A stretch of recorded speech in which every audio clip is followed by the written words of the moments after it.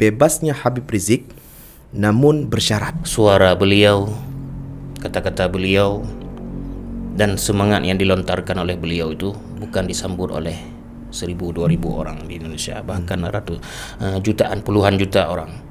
Jadi tidak ada hal-hal yang beliau sampaikan atau gerak-gerik beliau dalam masyarakat tidak menimbulkan hal-hal yang menyebabkan beliau harus masuk lagi dalam penjara.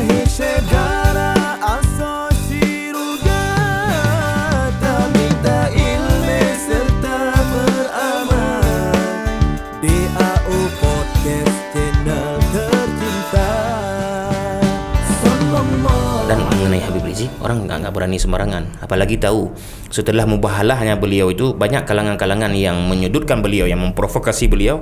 Ada yang mati kecelakaan, macam-macam, ngeri-ngeri sekali orang dilanda oleh azabnya Allah Ta'ala. Karena kenapa? Habib Rizik itu seorang alim, keturunan Rasulullah, dan orang yang cinta dakwah. Jadi itu kan seorang ulama. Sebagaimana kita ketahui, damul ulama masmum. Darahnya seorang ulama itu beracun. Makanya ketika orang menjelekkan seseorang, memprovokasi terhadap seseorang, dan seseorang itu seorang ulama, kan dalam Quran, kan ada dalam surat Al-Hujurat itu, iyyakum ya ayyuhalladzina amanu ijtanibu katsiran minadh-dhanni inna ba'dadh-dhanni itsmun wala tajassasu wala yaghtab ba'dukum ba'dha ayuhibbu ahadukum ay ya'kula lahma akhihi maitan fakarihtumuh. Jadi orang yang mencemooh, menggunjing, mengumpat, dan memprovokasi, bahasa kerennya seorang, kan sebagaimana digambarkan, ayuhibbu ahadukum ay ya'kula lahma akhihi, kan? Sebagaimana, apakah mau kamu memakan darah dan dagingnya saudara kamu?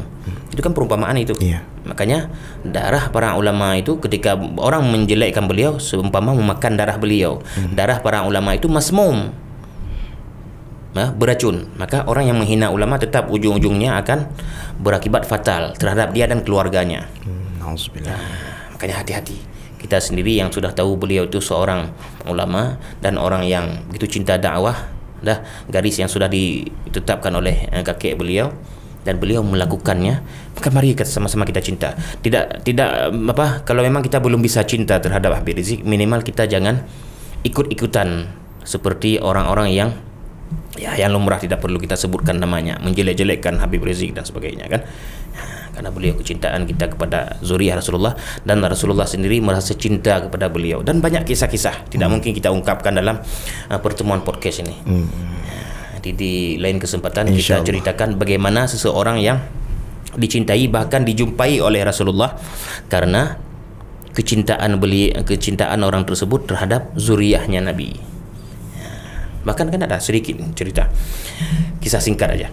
Ada seorang di masa yang lalu, masa lampau, tidak jauh-jauh amat lah. Ada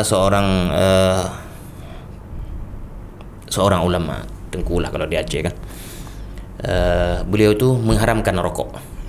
Rokok beliau haramkan. Di suatu masa datanglah seorang Habib, dan Habib ini merokok dia.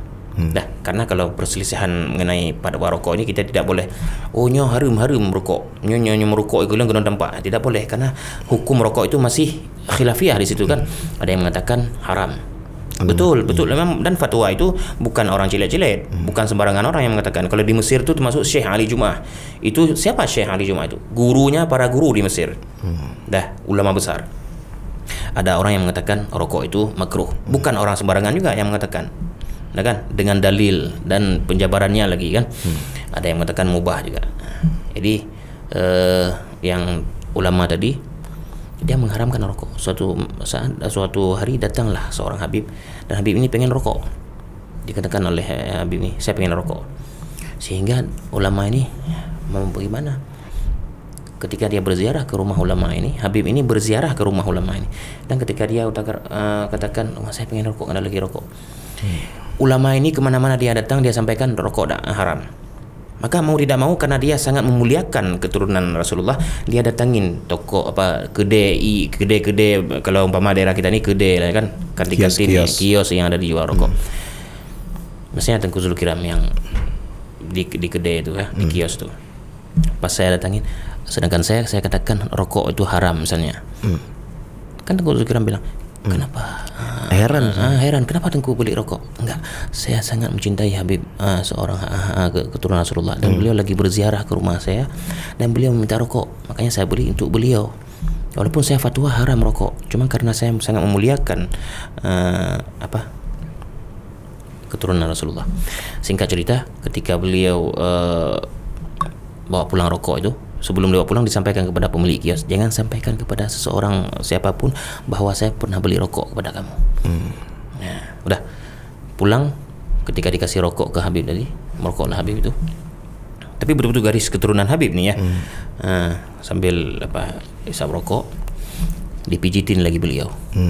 Sehingga tertidurlah, istirahat beliau tuh di sama-sama lah situ kan. Di dalam tidurnya didatangin Rasulullah, orang yang tadi, ulama tadi didatangi Rasulullah. Didatangin, ya disampaikan perihal yang menggembirakan. Terima kasih, engkau telah memuliakan keturunanku, dan rahmat Allah selalu menyertaimu. Begitulah disampaikan oleh Nabi dalam mimpinya kepada ulama yang memuliakan Habib tadi. Maka terkejutlah beliau, dan ketika Habib yang tadi itu terbangun dari tidurnya disampaikan, maka saking terkejutnya beliau, rupanya orang yang didatangi oleh Habib ini, oleh cucunya Rasulullah ini, rupanya orang yang dicintai oleh Rasulullah, seorang ulama. Dan sejak itu Habib ini berguru kepada ulama tadi sampai menjadi orang yang alim. Masya Allah. Kenapa Rasulullah mendatangi beliau itu? Karena beliau sangat memuliakan dan mencintai keluarga Nabi, keturunan Nabi. Dan tidak tertutup kemungkinan kita pun bisa demikian. Walaupun mimpinya dengan Rasulullah tidak mesti sebagai mimpinya ulama tadi, didoakan oleh Nabi dalam mimpi. Kita hanya bisa melihat sekilas Rasulullah dalam mimpi, itu sudah luar biasa. Subhanallah.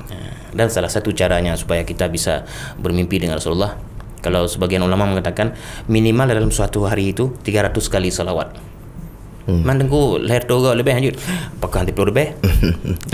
Kan pernah ada di Suriah itu, seorang ulama menceritakan ketika dia berjalan suatu kampung, dia lihat sosok orang tua duduk di depan rumahnya menangis sesedu-sedunya, mesti gemuk tapi ditanyakan oleh ulama tadi sama orang yang di samping, kenapa orang tua itu selalu menangis? Dah, coba tanyakan sendiri wahai Syekh. Ditanyakanlah langsung oleh Syekh, kenapa anda menangis? Kenapa, bagaimana tidak saya menangis? Sudah 3 malam ini saya tidak lagi bermimpi dengan Nabi. Terkejutlah ulama ini. Rupanya kalau dia bilang sudah 3 malam saya tidak lagi bermimpi dengan Nabi, berarti dengan bahasa lainnya dia tiap hari, tiap malam berjumpa dengan Nabi. Kenapa bisa demikian? Waktu dicek, rupanya beliau dalam sehari semalam itu tidak kurang dari 10.000 kali berselawat kepada Nabi. Makanya Rasulullah selalu bisa hadir, beliau selalu bisa mimpi berjumpa dengan Nabi. Karena bukti cintanya itu kan bisa sering dilafaz-lafaz. Fadilah salawat. Salawat yang menyejukkan hati kita, apa yang menyenangkan kita boleh. Tidak mesti salawat yang diajarkan oleh Nabi kan. Salawat badar, salawat qala'al badru alaina min thaniyatil wada dan lain sebagainya. Ya Nabi salamun alaika, lain sebagainya. Inilah akhir percakapan kita hari ini mengenai Habib Rizik, dan ya mudah-mudahan kita kelak memperoleh syafaat kakeknya di hari akhir, yauma la yanfa'u malun wala banun illa man atallaha biqalbin salim, yauma yafirru al-mar'u min akhihi wa ummihi wa abihi wa sahibatihi wa banihi likulli imri'in minhum yauma idzin sya'nun yughnih.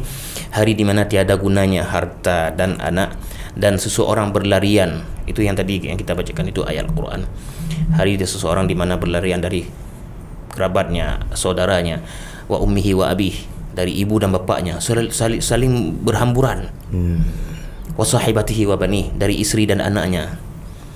Nafsi-nafsi, likulli imri'in minhum yawma idzin sya'nun yughnih.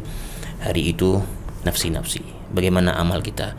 Maka syafaat Rasulullah lah yang kita harapkan pada hari itu, dan Rasulullah akan senang ketika kita mengatakan, ya Rasulullah, saya orang yang banyak berselawat kepadamu.